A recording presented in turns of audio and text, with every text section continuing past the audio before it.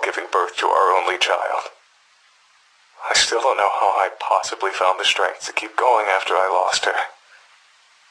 I was completely dependent on her for absolutely everything.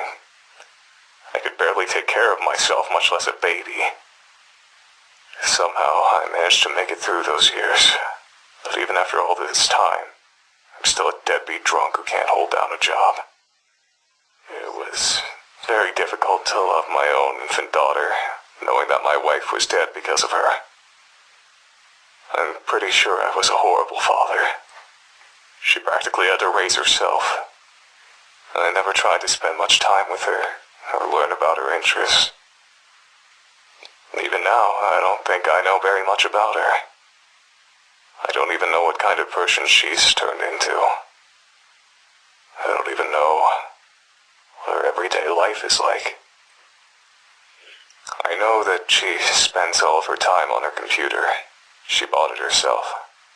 She seems to have a lot of money for someone her age. I'm afraid to ask where it comes from.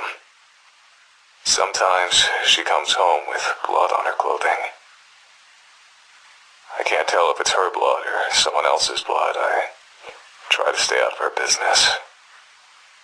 It's partially out of respect for her privacy, but it's mostly out of fear.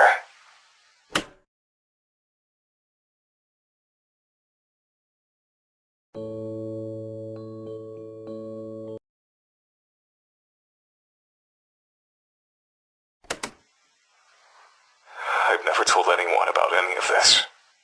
Never saw a shrink, never had any friends to confide in. I thought that it would be therapeutic to record my feelings, even if I'm only talking to an obsolete machine. But this hasn't calmed me down at all. The only thing to come out of this experience is that all of the anger and hate I've kept buried for the past 2 decades has risen back to the surface. I don't think I can go back to the way things were before.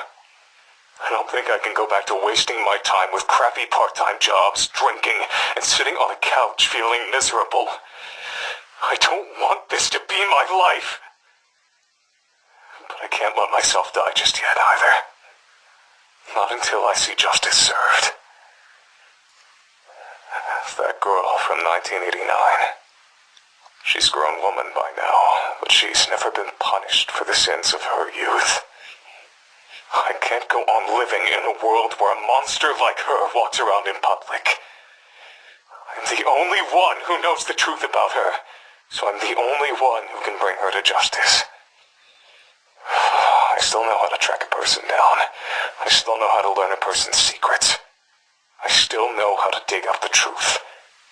For the first time in decades, I feel like I have a purpose. I feel like I know what to do with my life. I'm going to deliver justice to that murderer. I'm going to die trying. This old antique was good for something after all.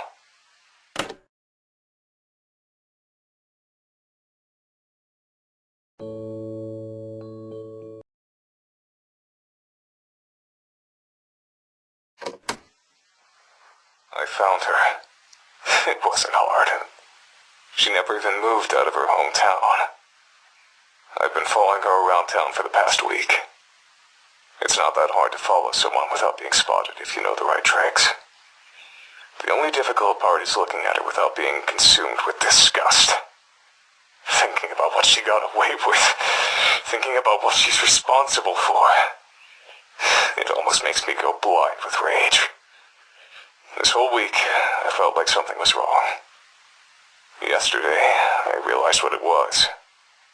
I'm surprised it took me so long to figure it out.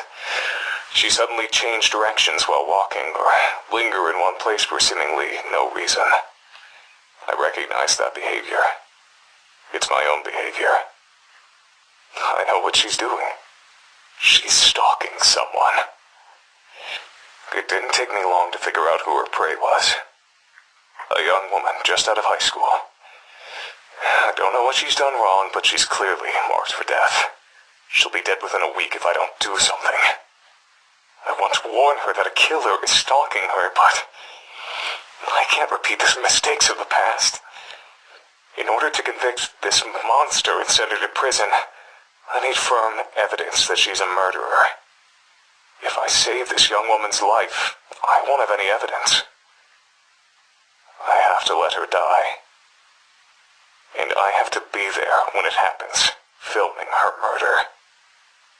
It's the only way to get the evidence I need. The only way to make sure that justice is served. But is this really justice? Letting a woman die? If I don't get this monster arrested, then there will only be more victims in the future. So letting her commit murder one last time is the right thing to do. Isn't it?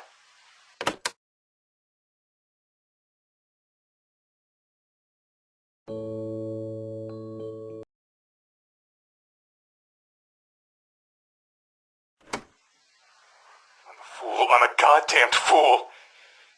I got sloppy. She caught me. I followed her into an alley, lost her in the shadows. Then I heard her voice from behind me.